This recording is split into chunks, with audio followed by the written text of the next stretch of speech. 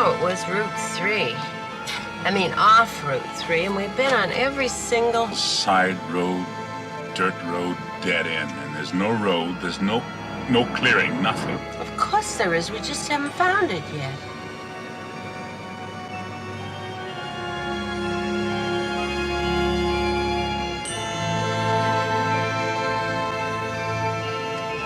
Left or right?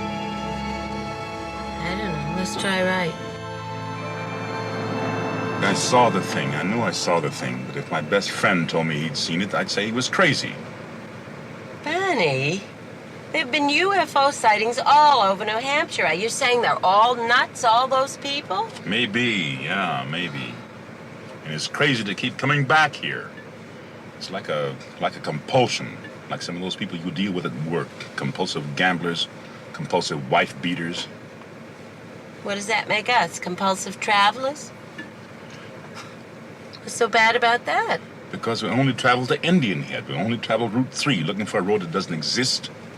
How many times we've been back here, Betty? 7, 8 times. You always end up exhausted and fighting each other. I don't want to fight with you, Betty. Let's not come back. Let's just decide not to come back again. Ever. But we will, you know. You know. Oh, it's funny how we do that. Say the same thing at the same time.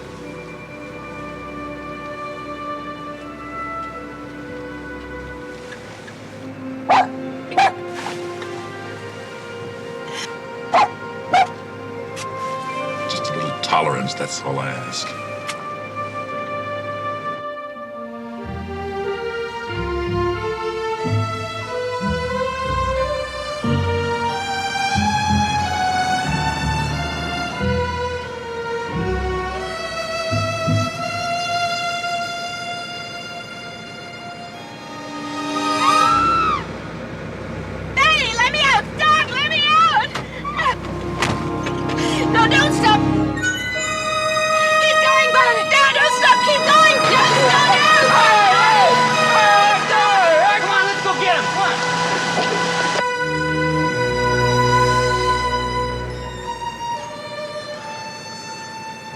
The moon sitting on the ground. That was a dream, Betty. The men in the road, I saw the men in the road. And then I saw the moon sitting on the ground. Dreams are dreams and reality is reality. We almost smashed up this car because you had a dream. Don't do that, Barney. Please. Don't shut me out. Talk to me. Tell me what you feel. I feel that your dreams are dreams and that reality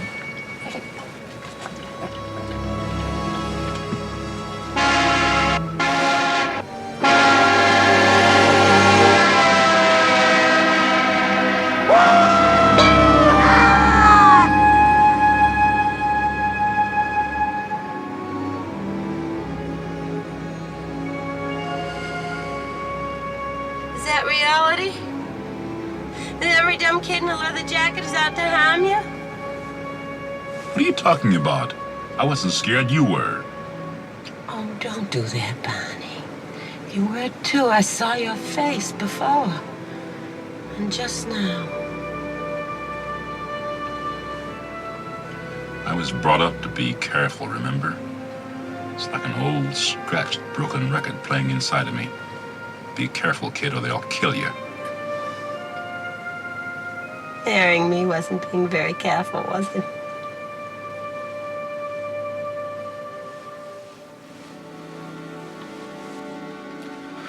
I loved you so much, I forgot to be careful. First time in my life, throughout careful.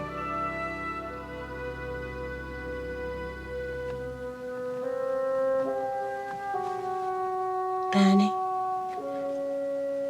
what are we gonna do?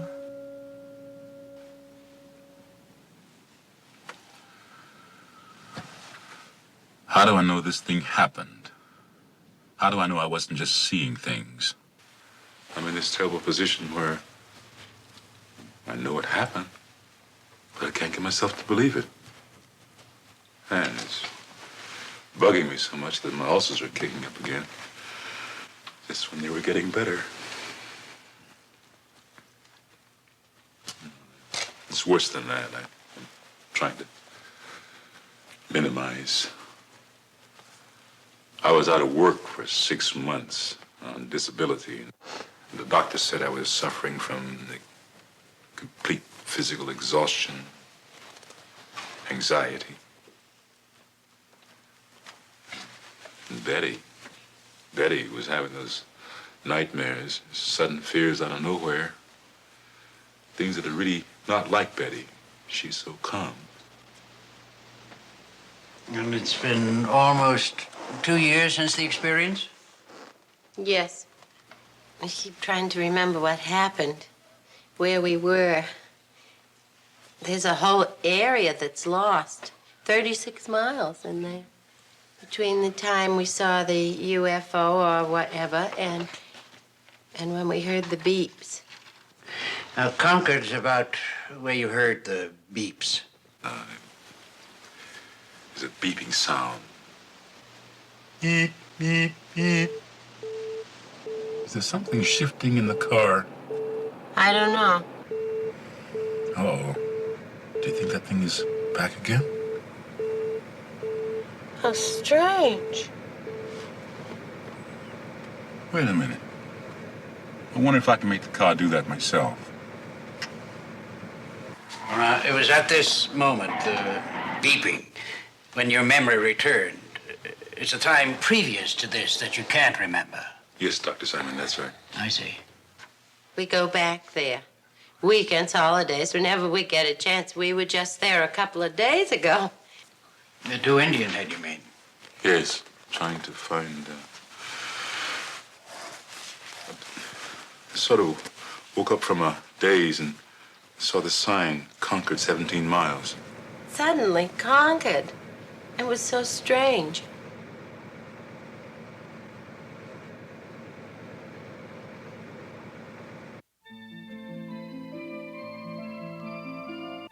Barney and Betty Hill began general history of their anxiety problems and amnesia, highlighted by their claimed sighting of a UFO at Indian Head 2 years ago.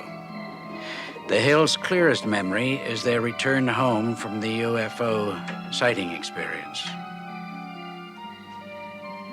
Treatment is to be centered on their anxiety reaction with their apparent amnesia. Unidentified flying object, secondary matter. Major job is to determine treatment of patients in overcoming this unique case of double amnesia, most probably by means of hypnosis. Barney Hill, 39, works for the post office, is a distinguished member of NAACP, and active in community fairs, Portsmouth, New Hampshire. Well-read, educated, IQ of 140. Previously married, 2 children. Suffers deep guilt about leaving marriage and children, but sees them as often as he can. Also suffers from childhood of racial strife.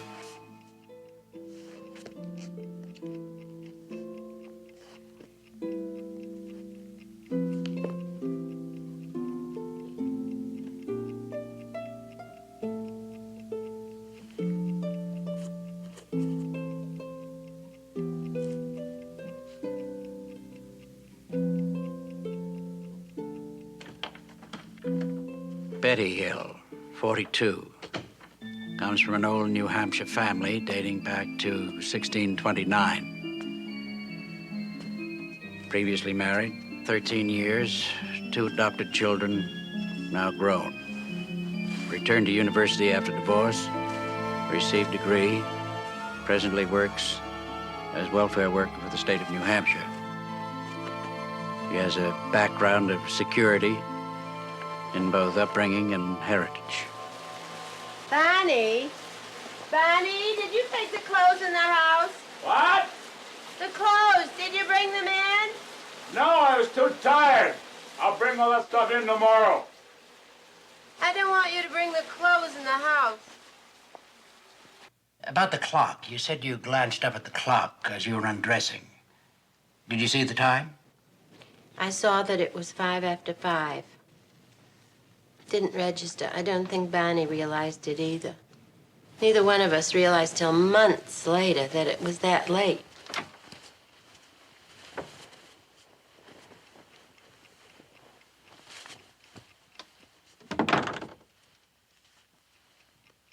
Wasn't that strange, Barney? Whatever it was.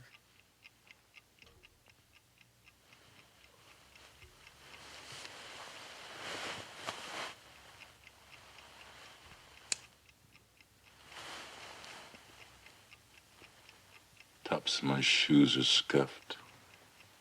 What?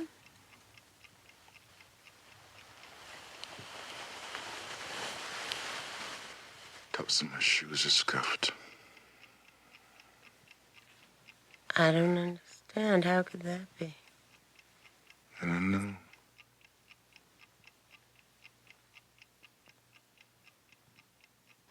Now, Mr. Hill, when you woke up the next morning, did you experience any particular discomfort on your groin? No. It was there. I could, just had a feeling. But there was no pain or anything. Well, how much later was it that the warts appeared? Oh. 2 months, I guess, before they actually appeared. Before I actually saw them. I had a feeling before they actually appeared. So you went to the doctor and he diagnosed it, and by means of electrolysis, he was able to get rid of them. Yes, sir. And you haven't been in trouble with them since? No, I haven't. I see. Please, continue.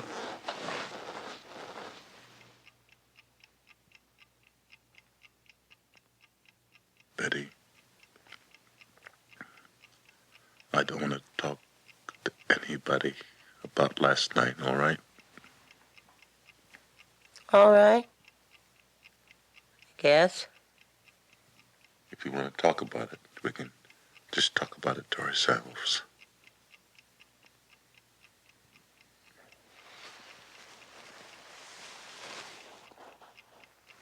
But we can't just not talk about it, you know. I know that. I want to talk about it to you. I don't like feeling alone with this thing. You're not alone with it, love. How could you be?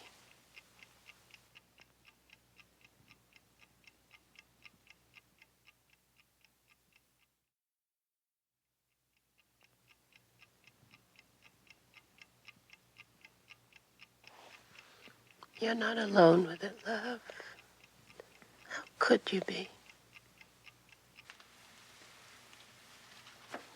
We wondered about it, and we talked about it, and then I asked Barney if he thought we could draw what we saw. And he didn't want to do that.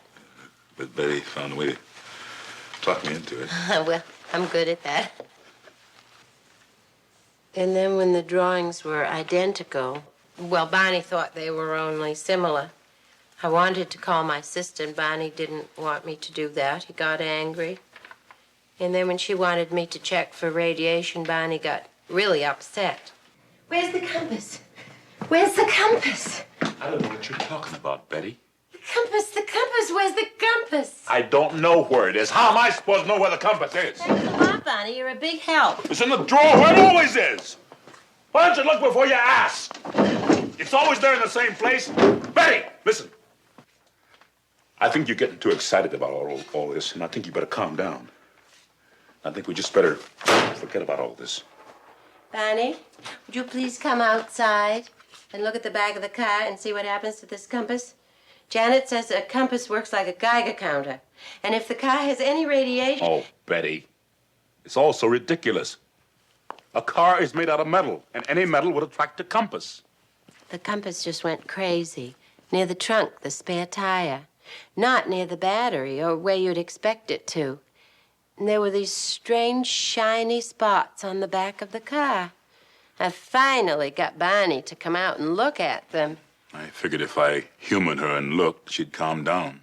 Well, did the spots stay on the car? No, they disappeared. They didn't disappear. At least not right away. What happened is that when I had the car washed, they stayed. All right. Now, let's go on. Janet, it went crazy.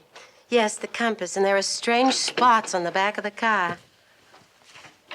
I couldn't call anybody. They laugh at me. No, I'd be embarrassed, and Barney and I decided not to tell anyone, not anyone else. Were you able to deal with that, to live with that? Yes. Well, yes and no. You see, so much of our life was so happy. We'd only been married about a year, and so many things were new, especially for Barney. Why especially for Barney? Well, the only change in my life was that I was married to Barney. I lived in the house where I'd lived for years. I had the same job and the same friends. But for Barney, everything was different. He lived in Philadelphia in what was really an all-black society. And here in Portsmouth, it's pretty much an all-white society. It wasn't just a new marriage for Barney. It was a whole new life and new friends. Barney makes friends so easily. Our best friends then were Jack and Lisa McCraney. Jack's a lieutenant colonel at the Pease Air Force Base, and he and Barney just hit it off. I knew Barney wanted to tell Jack about what we saw. He kept putting it off. But I finally came out with it. The sighting, if it was a sighting, was still gnawing away at me. The sighting itself? No. Whether or not there was a sighting, and whether or not we were seeing things. And Jack just confirmed my suspicion. He said in so many words that anyone that said they saw a UFO was nuts. And that only made things worse, you know. They were our best friends. They were around all the time. We could talk to them about anything at all, except UFOs. That subject was just plain taboo. And those terrible dreams were starting. Had you told Barney about your dreams yet? I'd mentioned them. He had so little time. Barney was working nights in Boston. 60-mile drive back and forth. We were, except for weekends, we were sort of passing in the hallway. It's the moon, you idiot. What are you barking at the moon for? Yes, well, I imagine they were long nights for you. Hard on you. Very long. I keep saying this, though, you know, that we were having so much fun. Barney had joined the Toastmasters because he thought he couldn't speak in public. And he found out he could. Then he found out he could make people laugh. The house was filling up with old joke books and old routines on records. And he'd spring them at the worst possible moments. Not so fast, Rodriguez.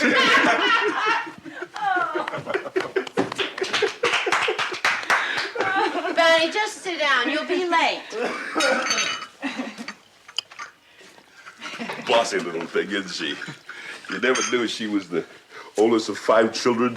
Just grew up bossing everybody. Do me a favor, Barney. Wouldn't you really like to sit down? Call off your dog, Bossy. Yeah, just like that, it would change and everything would get terrible. Like that night, Jack and Lisa were having their problems. Lisa knew we thought we had seen something. Somehow we got onto buried Goldwater. Goodness only knows how we got onto buried Goldwater.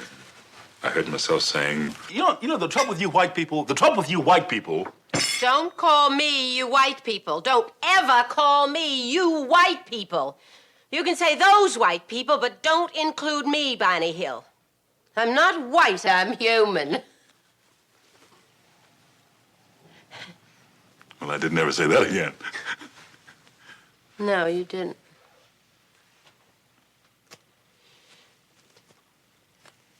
And then they were getting ready to leave, Barney, too, because he had to be at the post office by 9.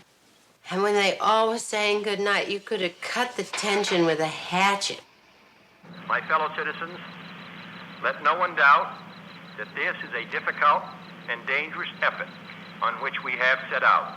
The path we have chosen for the present is full of hazards, but it is the one most consistent with our character and courage as a nation and our commitments around the world. And then Barney came back. He said he was going to call in sick. He was so worried, and he was just lying there with this white cloth over his face to help his headache. Better? Not much. Barney, I want to ask you something. I can't not with that thing over your eyes. It was your idea. This probably isn't the time, anyway. But I really wanted to ask you. Listen, Betty, I was just listening to the news. Barney, I said I wanted to ask you something. This is important, Betty, really important. If they actually do start shooting missiles. Who? Nobody's gonna start shooting missiles, Barney. If they do, and we're not together, if I'm at work and can't get here, now listen to me. What I want you to do is make your way to your mother's house. And I'll manage to get there. Is that clear? Yes. Yes, sure. Good.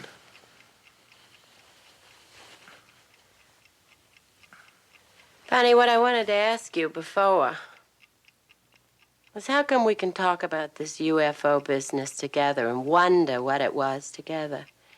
But with Janet, with Jack, it was a plane, period.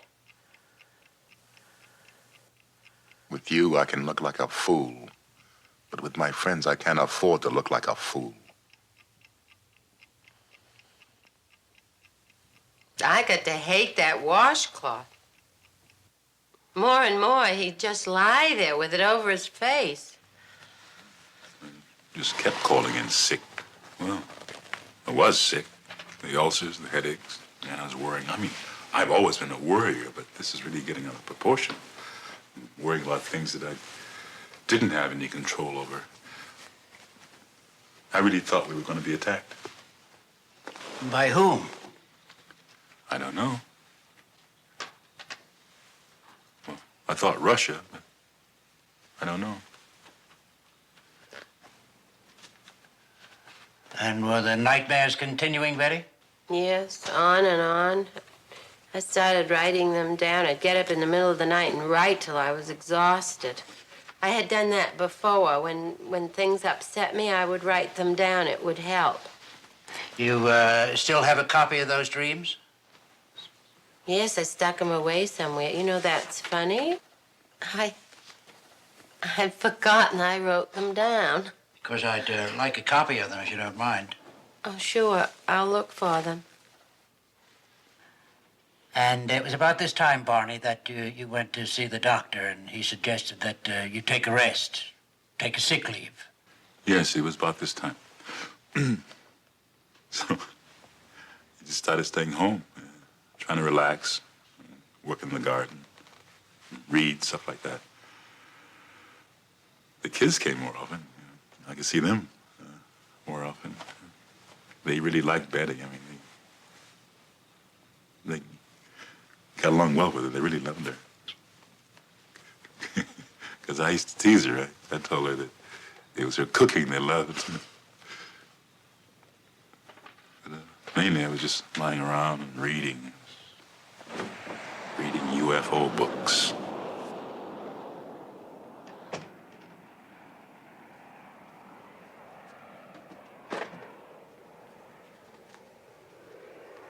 Hi. Hi.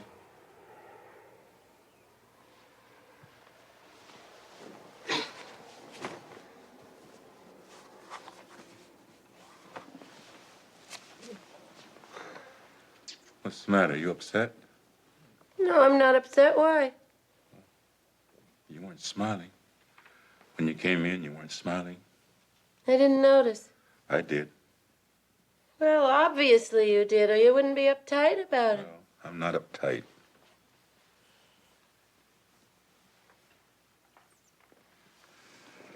Sorry about that. I'm uptight. What about? Well, if I knew I wouldn't be lying around this house all day, would I? I wouldn't be reading these stupid books. My eyes are falling out until... What?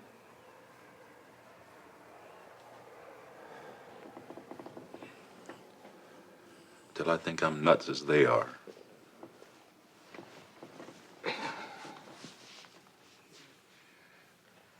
When I asked you to marry me, you said you wanted a psychiatric evaluation. But don't laugh. You may have been right.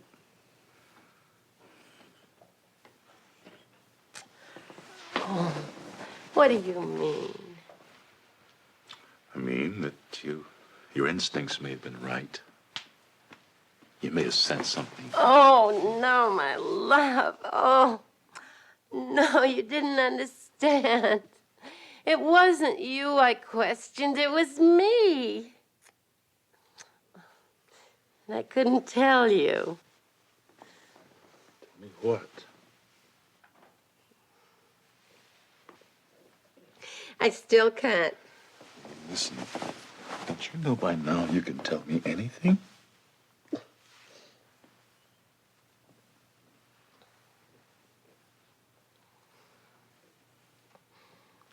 I'm not pretty.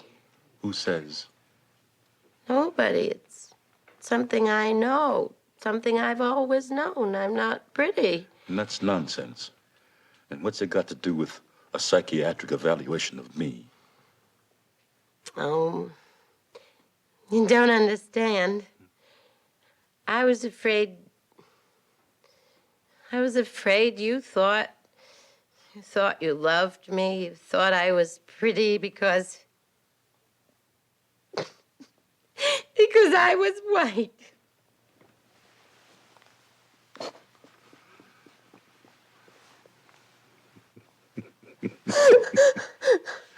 Hey, that's like me being afraid you didn't love me. You only loved my beautiful black body. Well, I do. Oh, well, there's that too.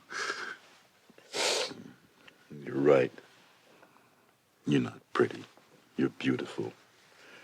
And I see the whole world, Betty. I see every bit of beauty in the whole world in your face. No. I see you, Betty. My love, I see you.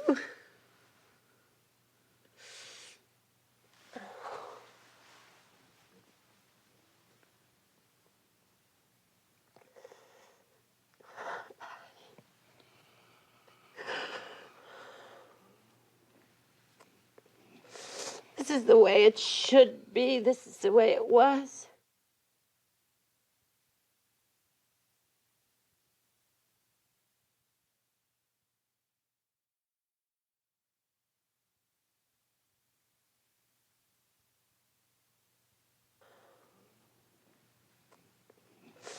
This is the way it should be. This is the way it was.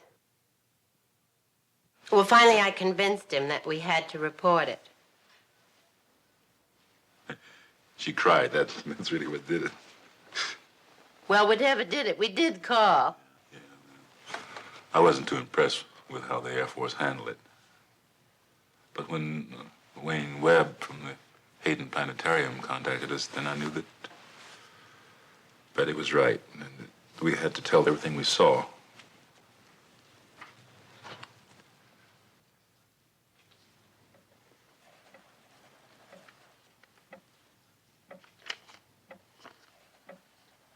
No need for you to be concerned.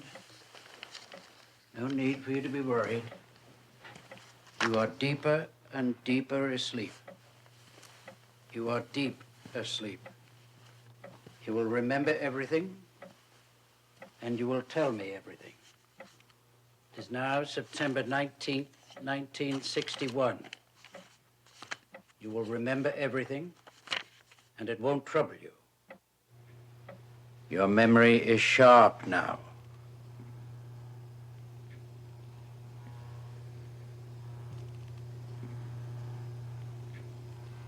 I want you to go back to the time of your vacation in Montreal, beginning with the time you left your hotel in Montreal. Yes. I want you to tell me in full detail all your experiences, all your thoughts, all your feelings, beginning from the time you left your hotel. Now, were you in Montreal? It was approximately 112 miles from Montreal. We were driving from Niagara Falls through Canada. Well, just go on. Tell me about your arrival there. The thoughts that were going through my mind was that would they accept me at the motel, because would they say they were filled up? And I was wondering if they were doing this because I was prejudiced. Because you're prejudiced? Because they were prejudiced. You run into this a lot, I take it. I have not actually run into being denied accommodation yet, You mean you worry about it? but I know that this does happen, and I am concerned. Did you tell your wife about your concern? Does she share it? I express it, but she does not share my concern in this matter. Very well. Go on. We are riding around, and I'm lost, and I'm concerned about the toll gate customs. Why? I have a gun in the trunk of the car, a .32 pistol, and it is hidden in the well of the trunk of the car with the trunk mat over it. And I'm thinking, why did I do this? Why did I bring this gun along? And I know it is all my fears, that I believe the hostility of white people, particularly when there is an interracial couple. Yes, well, go on. Your memory is sharp. Where are you now? Now, we're in the country part of New Hampshire on Route 3, and I'm thinking, I've got to get a hold of myself and not expect hostility when it was no hostility there. And I look up through the windshield. I look up through the windshield of the car where Betty saw a star. Oh, that's funny. But I said, Betty, that is not a star, it's a satellite.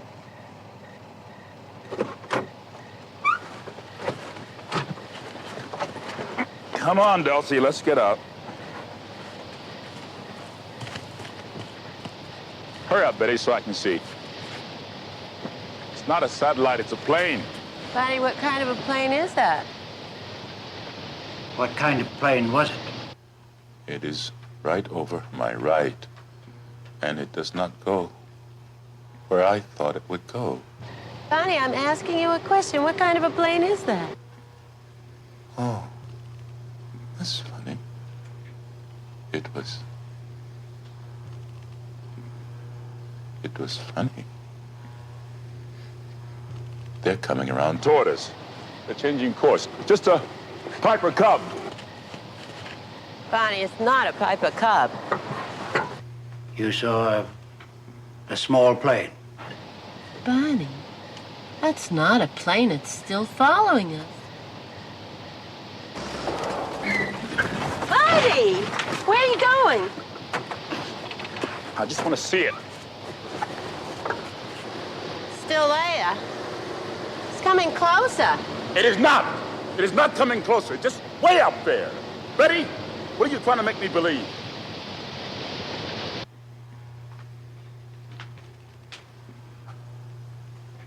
All right. We'll stop here for now.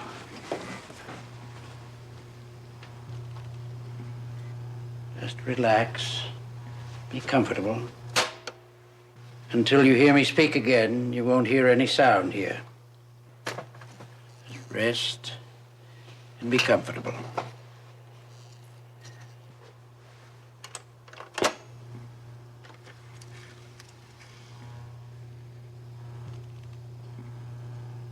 All right, you may proceed now. And I am wondering, why doesn't it go away? Do you still think it was a small plane? And I'm wondering why these pilots, why they shouldn't do that. They shouldn't do that. And I can't hear any noise. And I think this is ridiculous. I can't hear any sound.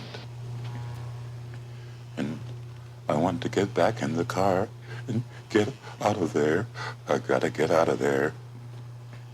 And it is still coming around towards us. And I look up and down the road, and I think how dark it is. And I think, what if a bear were to come out? And Betty is looking. I think she said, and I'm mad with her. I think Betty is trying to make me believe this is a flying saucer. And I am wondering, why doesn't it go away? I want to wake up. You won't wake up. You're in a deep sleep. You can go on.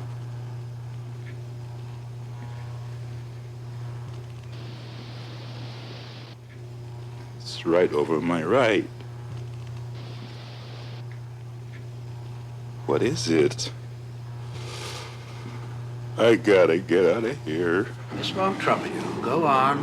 You're remembering everything now. And I try to maintain control so Betty cannot tell that I am scared. Oh, I am so scared. Go on. This won't hurt you. Experience it. It won't harm you now. I gotta get my gun! I gotta get my gun! I gotta get out of here! I gotta get my gun! I gotta get my gun! Take it! Damn you! Nothing can harm you here.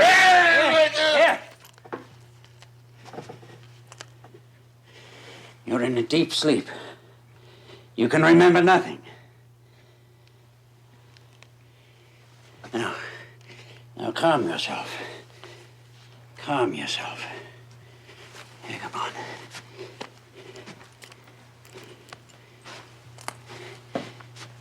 Come on back. And sit down.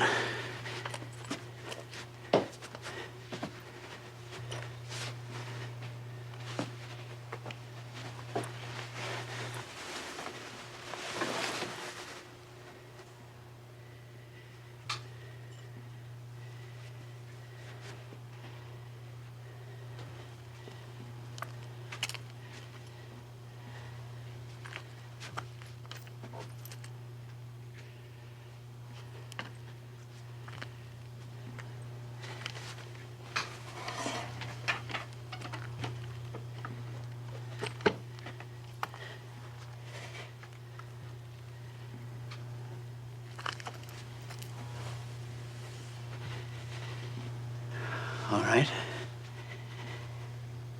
You can wake up now.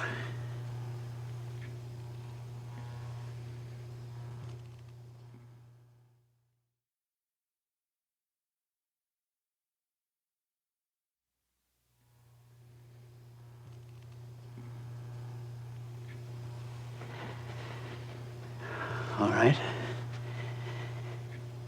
You can wake up now. You can remember everything. Just go on remembering.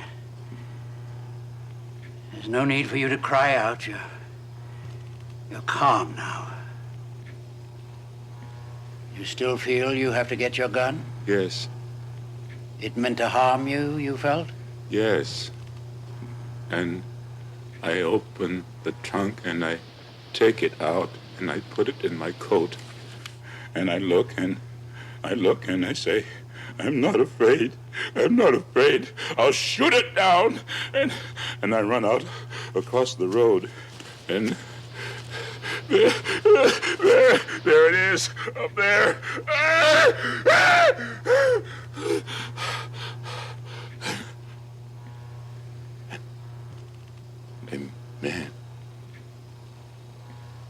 A man. Is he a captain? What is he? And he's looking at me, and I say, no, I have to shake my head. This isn't true. This can't be true.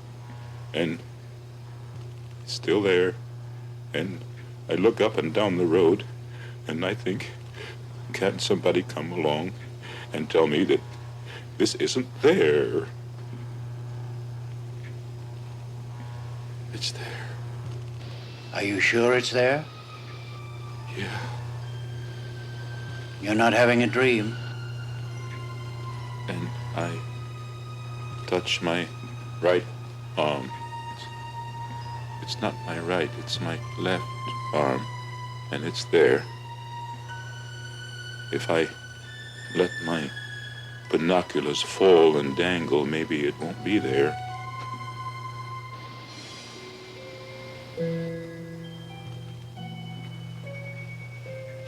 But it's there.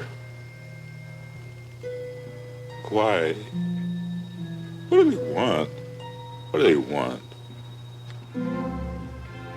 And this one person looks friendly to me. He's friendly looking. And he's looking over his right shoulder at me, and he's smiling, and he's friendly. But the other one, with the evil face, he looks like a Nazi. He's a Nazi. Did he have on a uniform? Yeah, yes. Did they have faces like other people? His eyes are slanted. Oh. His eyes are slanted. Oh. I feel like a rabbit. What do you mean by that? When I was hunting for rabbits in Virginia, this cute little bunny went into a bush that wasn't very thick, and my cousin Marge was on one side of the bush, and I was on the other with a hat, and this poor little bunny thought he was safe, and it tickled me because he was just hiding behind this little stalk that meant security for him.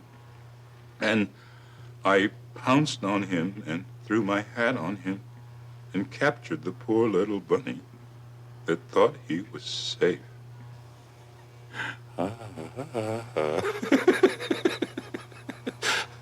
Isn't that funny? I thought of that standing out there in the field. I'm that bunny. I'm gonna be pounced on. I'm that bunny. This creature is trying to tell me something. I can see it in his face. Are its lips moving? No, his lips aren't moving, but he's looking at me and he's saying to me, "Don't be afraid." Did you hear him tell you this? No, You felt he said it. I know. And he said, "Just stay there," he said. And he's telling me not to pull the binoculars away from my eyes. And oh, God, give me strength. I'll fight it off. I'm not afraid. And I run out across the road, and there it is up there.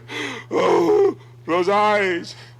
Oh, can I please wake up? Just a little longer. You'll get through this all right. I don't understand. The eyes don't have no body. They're just eyes. Oh, that's what it's got to be. It's a wildcat up a tree. Oh, that's what it's got to be. Oh, I know. It's the Cheshire Cat in Alice in Wonderland. It disappeared too, and only the eyes remain. Oh. You don't seem to be frightened anymore. No, they're not gonna do anything bad. Just floating about. I'm that bunny. I've been captured, but just floating about. It's so ridiculous, isn't it? Oh, really funny. I wonder where they come from. They're not gonna do me any harm. I wish I could go with them. Oh, what an experience to go to some distant planet.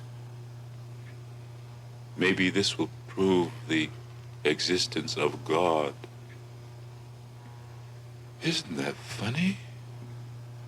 To look for the existence of God on some other planet.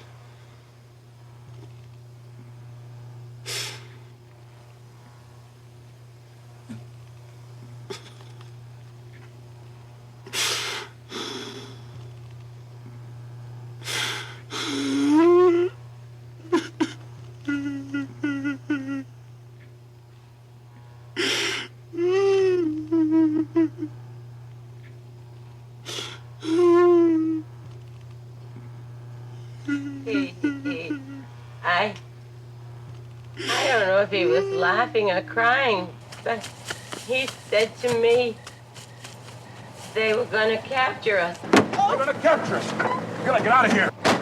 Look out, look out, you can see them. They're right overhead. They're right directly over our car.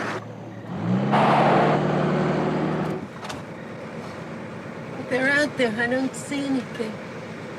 It's all black. I don't see them.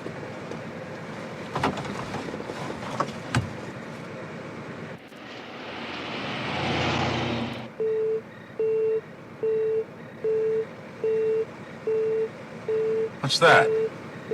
What's that noise? I don't know. Now, just a moment. This was the first series of beeps, when your amnesia begins. I don't want to. It was the second series of beeps when your memory returned. I don't know. Well, you will remember, clearly. But my mind's a blank. I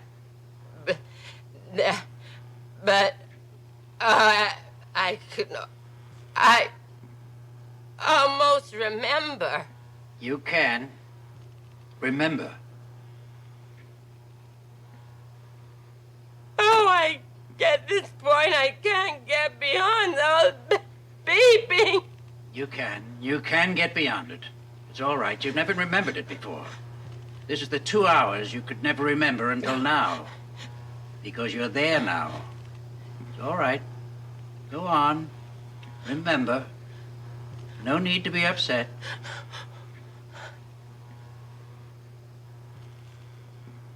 I'm not supposed to. Not supposed to? Who told you you're not supposed to? They did. All right. You're calm. Calm.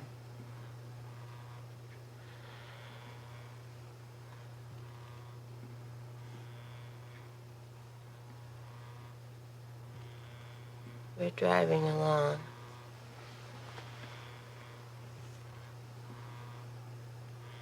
I don't know where we are. I don't even know how we got here. Barney and I, we were driving. I don't know how long. I don't know how long. We haven't even been talking. I was just sitting there, feeling that something's going to happen. No, I'm not really too afraid, but except now I am. That time I didn't feel afraid. Why are you crying if you're not afraid? I'm afraid now, but then I wasn't afraid. I was afraid. I was afraid when I saw the man in the road. The men in the road? I've never been so afraid in my life before. Tell me about the men in the road. It's all right. You're safe here. Tell me about the men in the road. Betty, don't fall asleep. I want you to stay awake so you can remember. Tell me about the men in the road.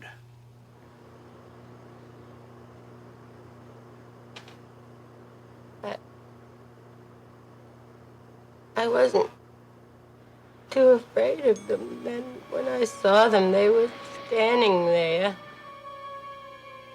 And I thought, oh, well, you know, they're not so awful. I don't know, I wasn't too afraid when I saw them. They were just, no, I couldn't get a good look at them.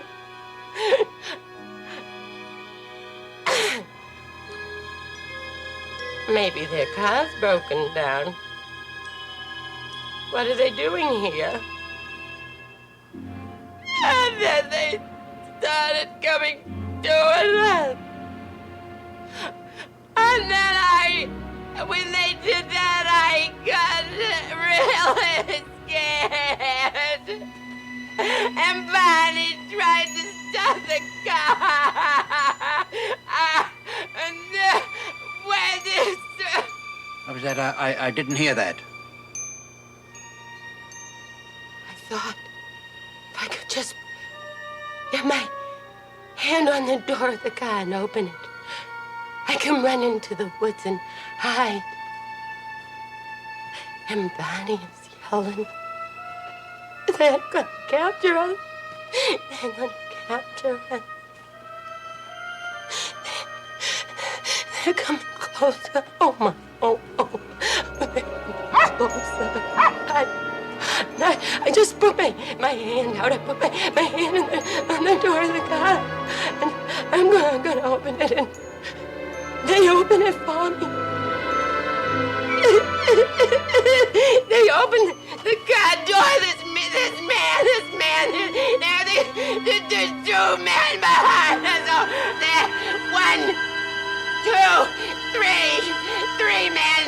And there's 1, 2 more men behind them.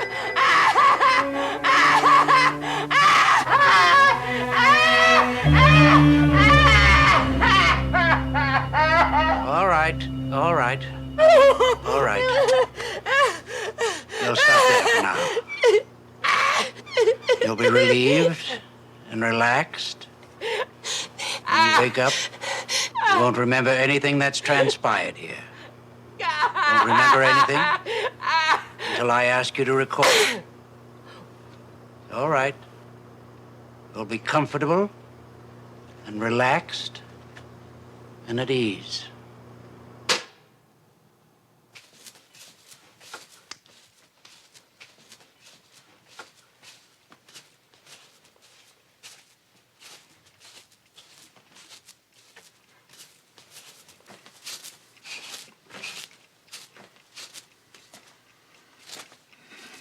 Oh, the beautiful people. Don't do that. The Kennedys don't giggle. What about? You got no class, girl. Don't give me that talk about your Mayflower ancestors. Now, how could I go and marry a girl with no class? No, Betty, no. Not that, no, Betty, not that, no, anything but that, no. Serves you right. No class. You're really feeling good, aren't you? Yes, I am. Just minutes. I really feel good. I come out of those sessions, it's like a weight's lifted. And I don't know what the weight is, but something's working because there are these minutes before it all comes creeping back again. With me, it's a day or so. And then I can't wait for the end of the week to get back in there.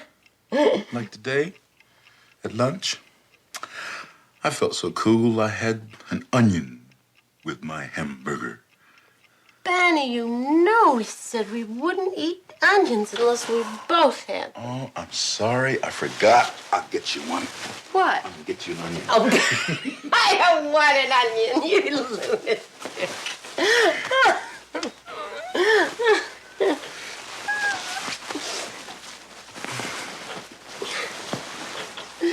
It's really strange, isn't it? It really is. So amazed. So curious. Just dying to find out what's going on in there.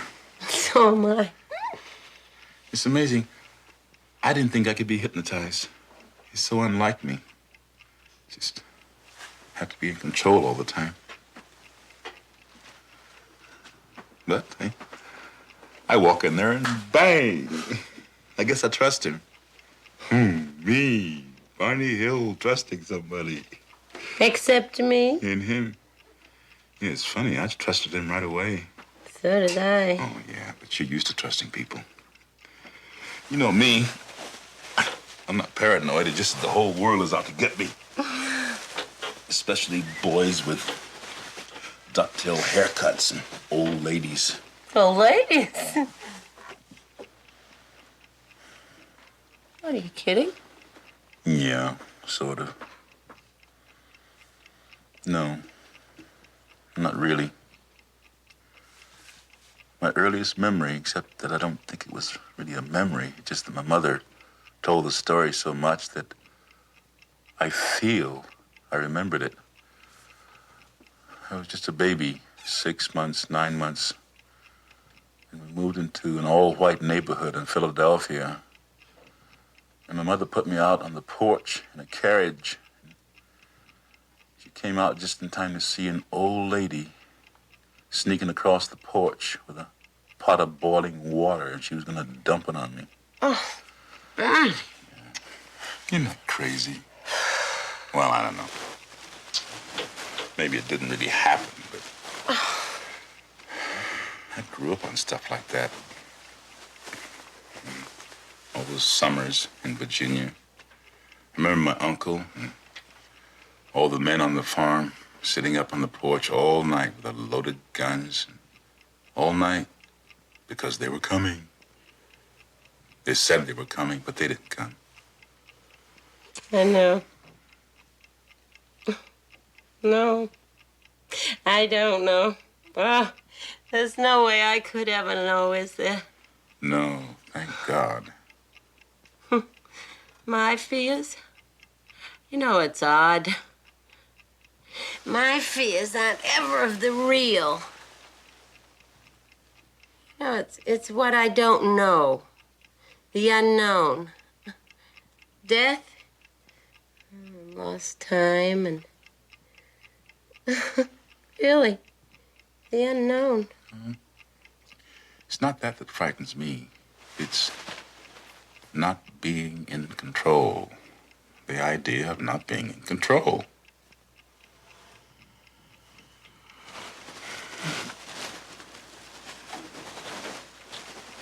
You promise me something?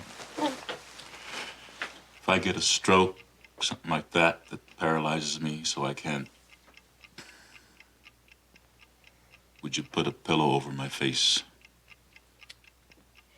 That's not fair, Barney.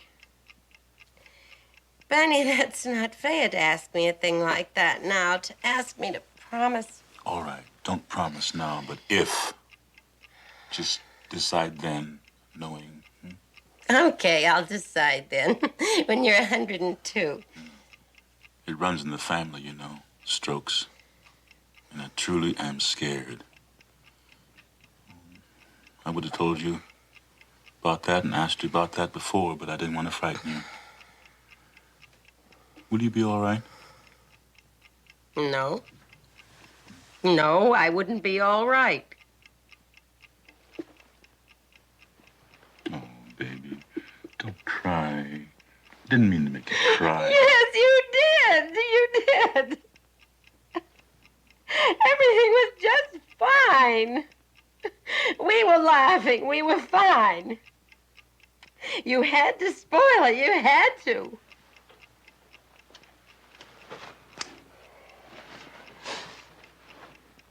I'm sorry. I know. I know. So am I. Oh, we're always sorry. We keep right on doing it. And we're sorry. Why? Oh, will we ever know why? Go on, Betty.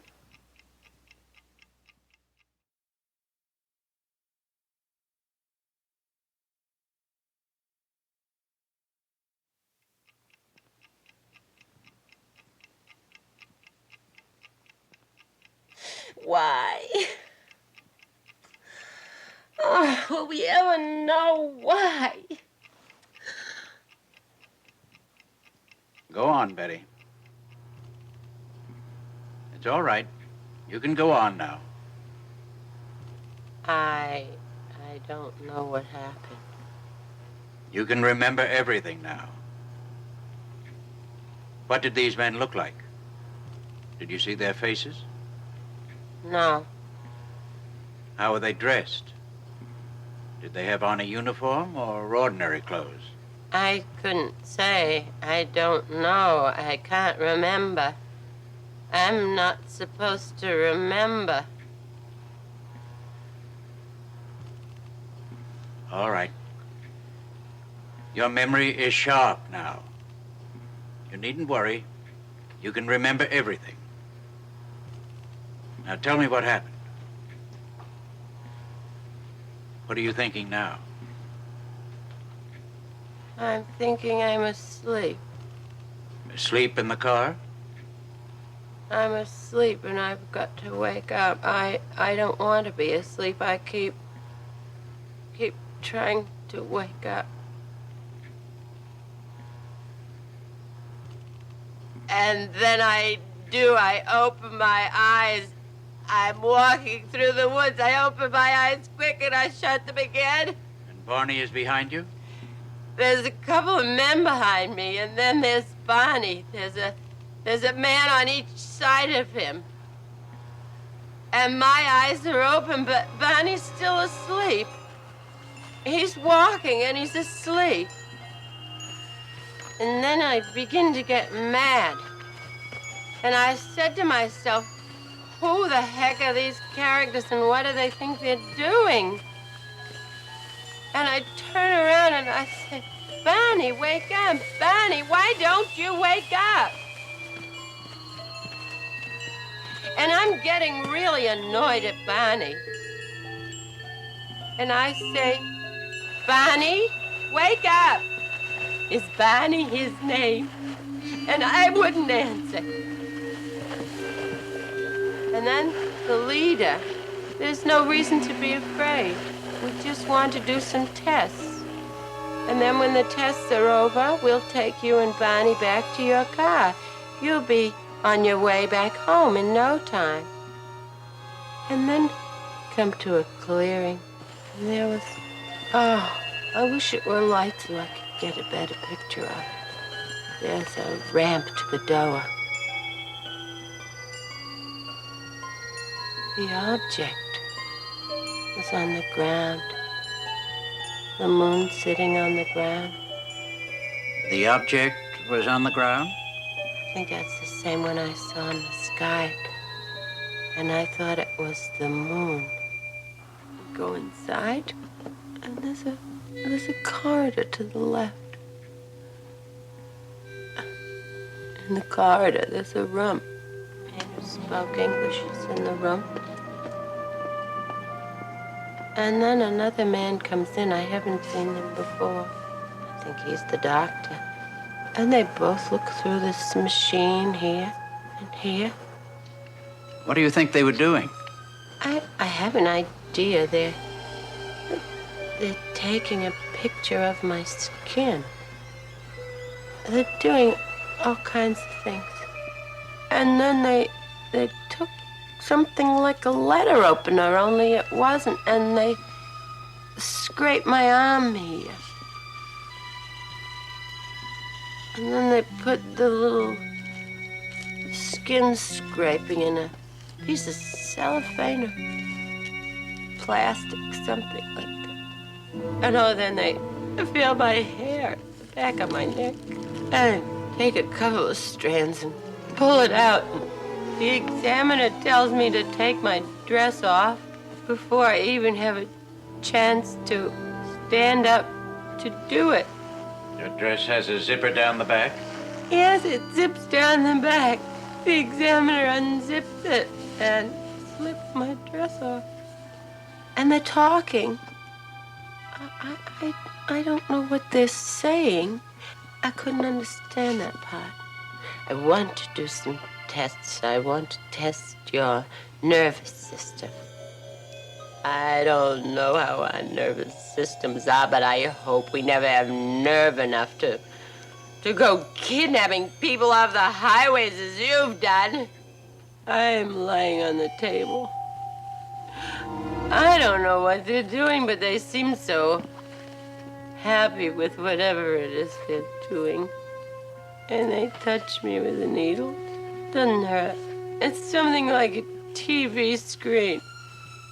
And then they turn me on my stomach and then back over on my back.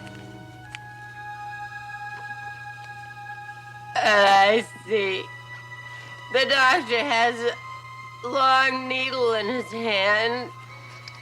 Go on. Go on, it's all right. What are you going to do with that?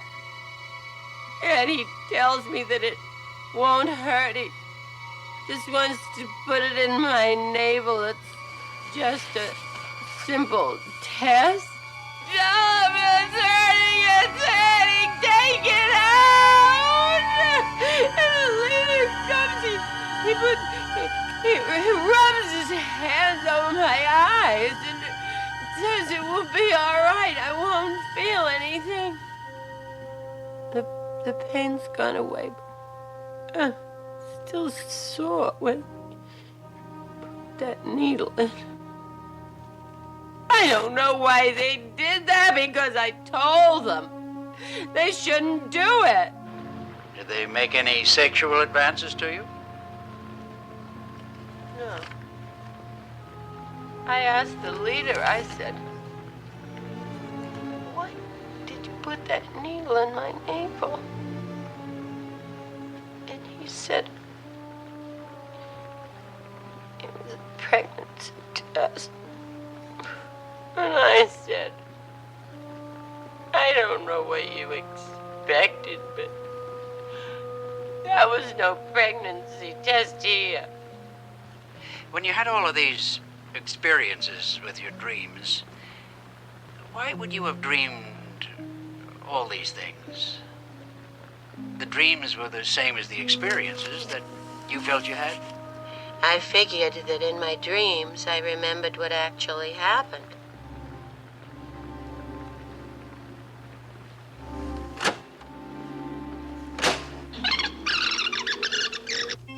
Did these men speak to you?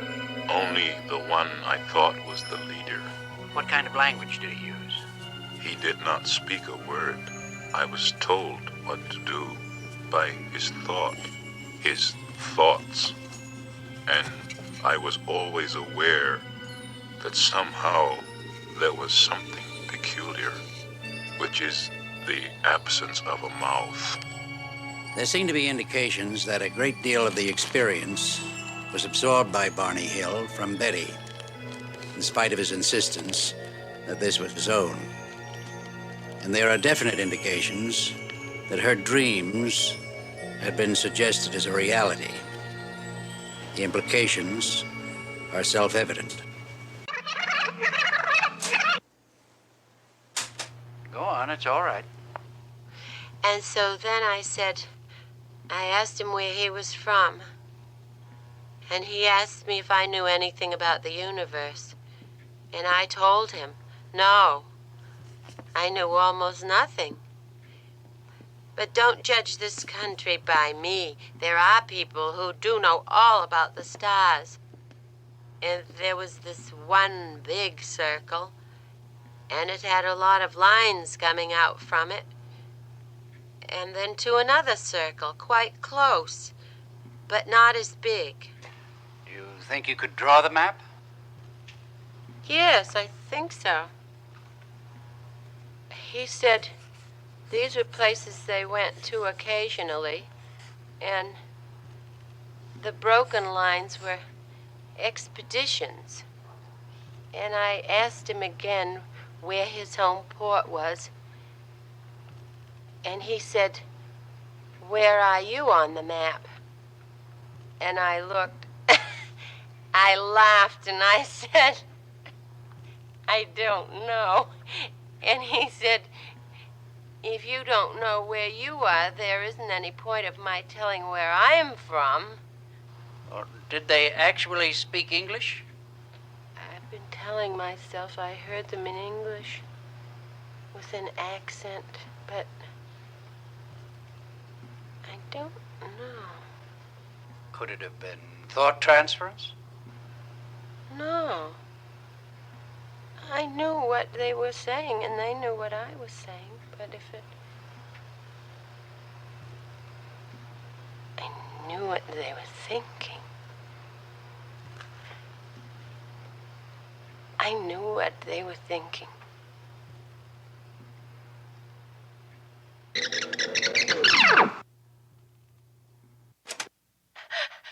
And I said,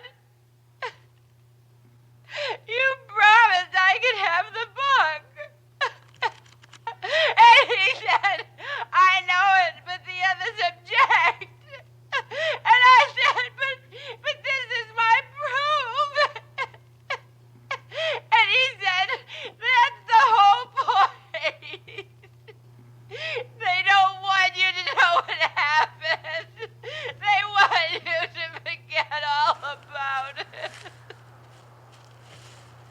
I won't forget about it. You can take the book, but you can never, never, never make me forget.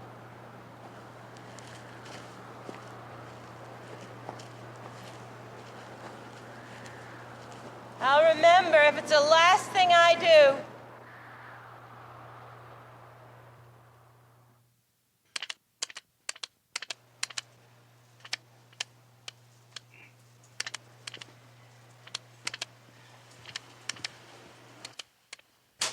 Why do you think they were examining your skin?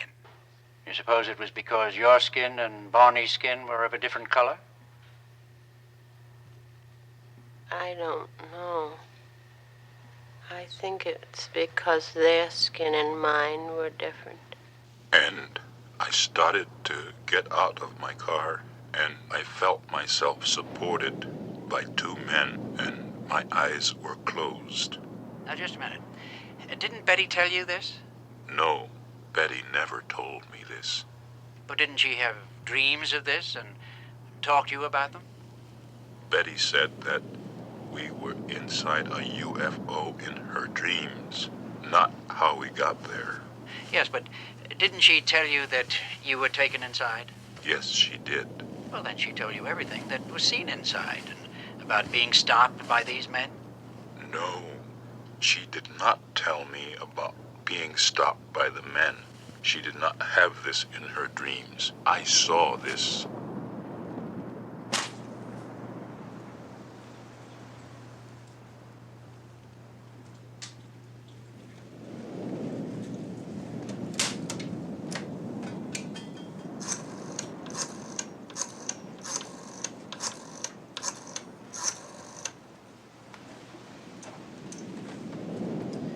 General Davidson, please. Jim. Ben. Look, I've got a problem. As I see it, there are four possibilities. One, they're lying. Now, I can discount that because they're honest people, high integrity. Two, there's a case of dual hallucination. Well, it's improbable for reasons I won't go into. And three, the incident was a dream or an illusion. Now this, I intend to explore further. What makes you think it was a dream? Well, I didn't say I thought it was a dream. I said I'd explore it further. You know, I remember you saying exactly the same thing about a young lady in freshman biology that you thought you were in love with, that you wanted to explore that. All right. Now, the reason I'm going to explore it further is because a background existed. A sensitized background existed on which a fantasy could be imprinted to be experienced later as a dream. Now, hold it, Ben. You lost me. Yeah, well, forget about that. I can't discuss the personal aspects of this. But what I really want to know is the sighting of a UFO probable? More important than that, has there ever been an actual case of an abduction aboard a UFO? Is that possible? Do you want the official Air Force position, or... Well, I want whatever you can tell me. All right. The official position is, we don't know. Well, you think you could take that a step further? Yeah, but not too much. Because each year, after investigating about 1,500 reports of UFO sightings, we've come up with a 95% explained natural phenomenon. I mean, balloons and things. Balloons, weather inversions, kooks, and 5% unexplained. Now, that unexplained is never denied. We just file it under the heading of insufficient data. But Ben, as a friend, I'll tell you, I wonder about that 5%. There are just too many reports, good people, sound people, and we can't seem to find any answers that make any sense. So as for the sightings, yeah, I really wonder about them. But for an actual abduction, now that I never heard of. And offhand, I'd say that it's... Extremely unlikely. No, I'm not saying that. What I'm saying is, I think a sighting is possible. But an abduction? Ben, I'd have to have an awful lot of proof, an awful lot of facts. So you're saying that without the facts, you'd consider it highly improbable, even impossible? Yeah, Ben, that's what I'm saying.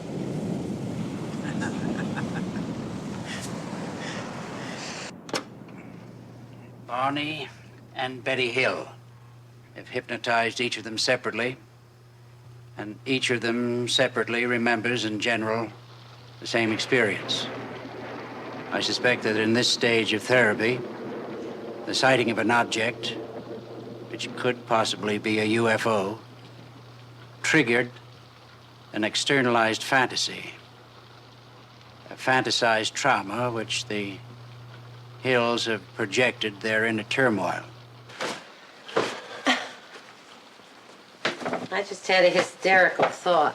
What if Dr. Simon were a spaceman? Oh, Betty, don't be ridiculous. Neither Barney Hill nor Betty Hill realize that their experience, as described, is almost identical to the long report that she wrote about her dreams.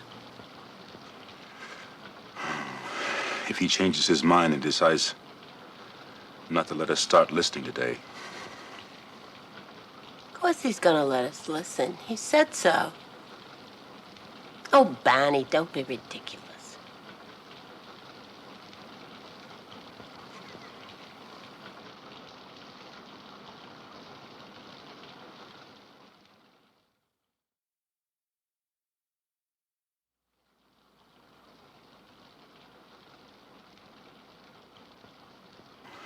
if he changes his mind and decides not to let us start listening today, Of course he's gonna let us listen. He said so. So he asked me, what are vegetables? I just couldn't explain what vegetables are. And he said, was there one kind I liked? And I said my favorite was squash. And he said, tell me about squash. So I said it was yellow usually. And he said, what's yellow? And I started looking around the room. And I couldn't find anything yellow at all. Now, I want to read something to you. He asked questions. What did vegetables look like? My favorite one, squash. What did it look like? I tried to explain the color of it and looked for some yellow coloring in the room, but could not find any. It's from my dream. What I wrote down. Yeah, well, now, I want to explain something to you that you probably know already. The rules that operate for the conscious mind don't operate for the unconscious mind. Things are and are not all at the same time. Now, under hypnosis, what a subject believes determines what is truth to him. wait a minute, would you say that again? Well, in other words, what comes out under hypnosis, you believe to be true. It is true for you. But a fantasy or a dream can be as true for you as reality.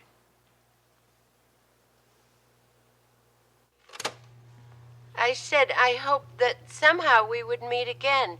Maybe he would come back. And he said, well, he would try. And then they all turned and started to go back. And I get up to the car, and Barney's inside, and I say, come on out and watch him leave. Don't be afraid, Delcy. There's nothing to be afraid of.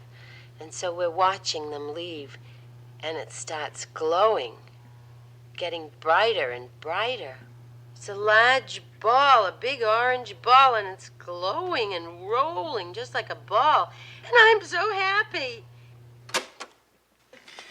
Suddenly, the ship became a bright glowing object, and it appeared to roll over like a ball, turning over about 3 or 4 times, and then sailing into the sky. There's one thing I don't understand. Suppose it was a dream. Could we have both had the same dream?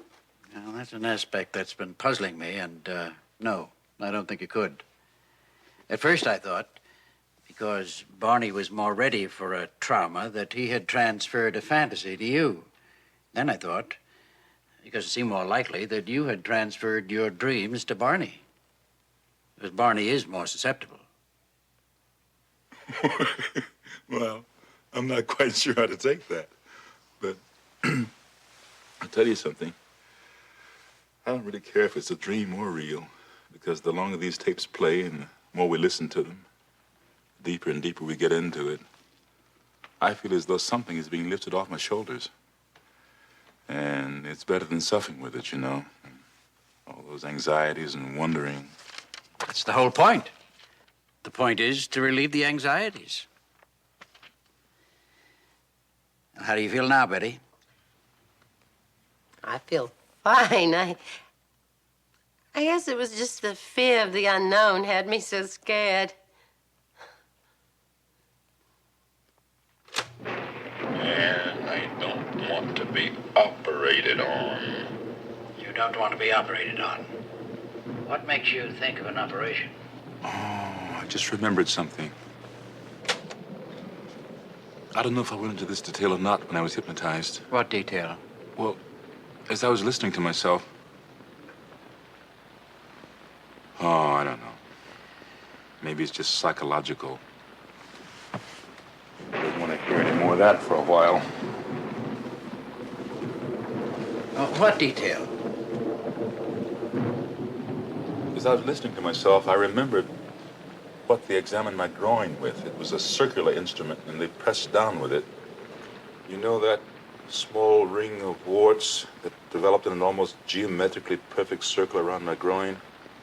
Since the therapy began, it's become a little painful and inflamed around the whole area. And I was wondering, those warts originally appeared way back in 1962 when I had no conscious memory of the events aboard the craft, right? Now here it is, 1964, and they get inflamed. How's that possible? I don't know. It may still be part of a shared fantasy. But I just don't know.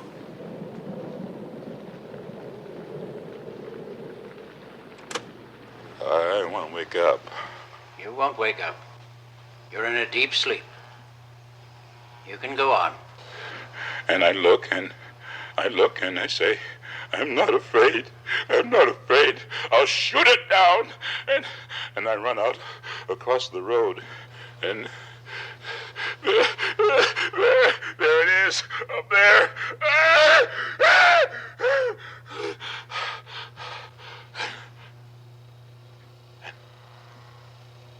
Man. And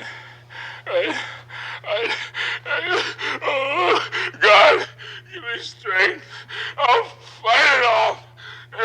I'm not afraid. And I run out across the road, and there it is, up there. Oh, those eyes.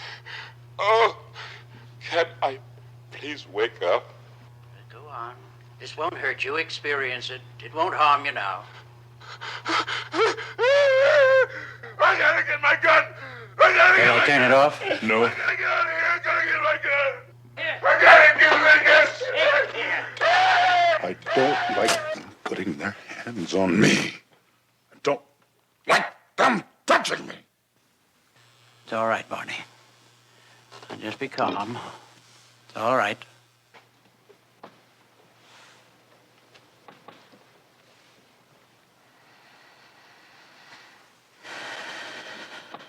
Dr. Simon, I don't want to offend you in any way, you understand?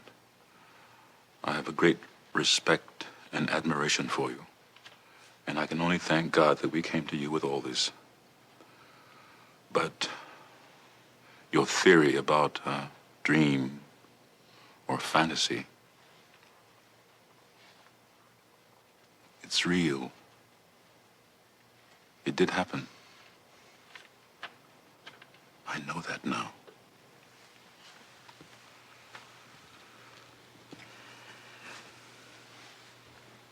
I know it.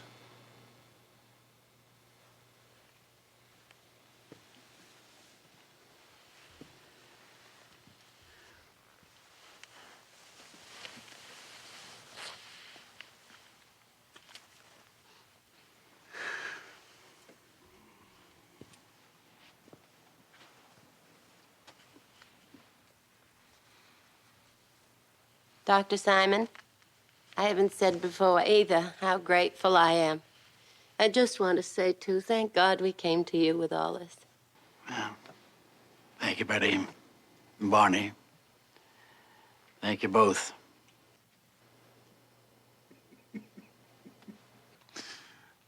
I had the feeling, listening, that I gave you a few bad moments there.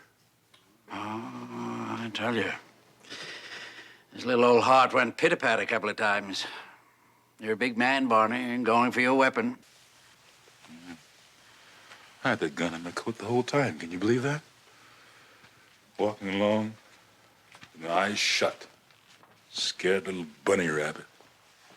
And a gun in my coat. And you didn't have a gun, and you're half my size, and you're telling those creatures off. Mighty Mouse. What in the world was I so afraid of? Betty, you hadn't had a good time. Well, what do you think? He must have given it some thought.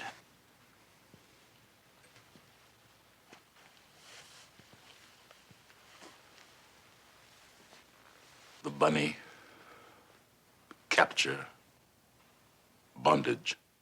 Of any kind. Yeah. Of any kind. The dark. The dark. Well, that's all I did, you know.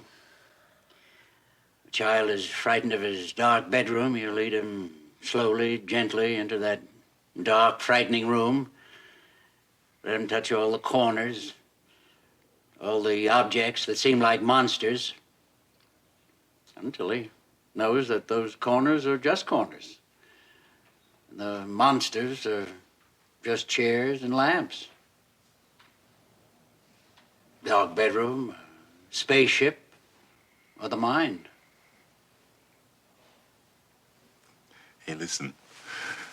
The next time we go in the dark together, will you please, for Pete's sake, tell me to keep my eyes open? I did. You didn't listen. I will. Next time I will. With active treatment discontinued, Barney and Betty Hill settled down to their routine life. Betty Hill's schedule as a social worker for the state of New Hampshire was both demanding and rewarding. Barney Hill continued in normal fashion at the post office department and increased his community and political activities. He served on the board of directors of the United States Civil Rights Commission, the NAACP, and the Anti-Poverty Program. As their doctor, I felt that their treatment had been successful. The primary purpose, to penetrate the amnesia in order to relieve their anxieties, had been accomplished. The question concerning the real or fantasized aspects of the trauma remains a question. Daddy, you were so silly. And I'm so proud of you. Oh, so proud. Do you remember when we were in the middle of all that mess? We were fighting all the time about just everything. Well, I told you. No, well, first you said that. Well, you know, you were talking about if you had a stroke, and you asked me if I would be all right. I remember. And I told you I wouldn't be. Well, Barney, that's not true what I said. I would be all right. You know why? Because you've given me so much love, so much laughter, snatches of song. Last the rest of my life. So I could be alone if I had to. And I would be all right. And you made up for every bit of unhappiness that I've experienced in my whole life.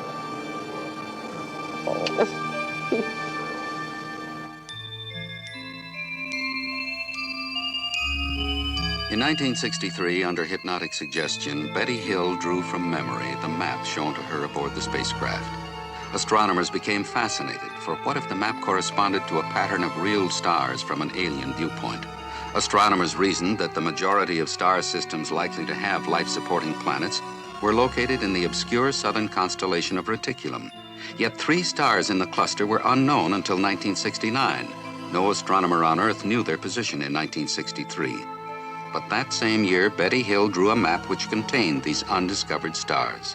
Astronomers at Ohio State University requested a computer to put them in their correct position out beyond the incredible double star system of Zeta Reticuli 1 and Zeta Reticuli 2, 220 trillion miles, 37 light years away from Earth, looking toward our sun. And the computer duplicated with virtually no variation the now famous map of Betty Hill.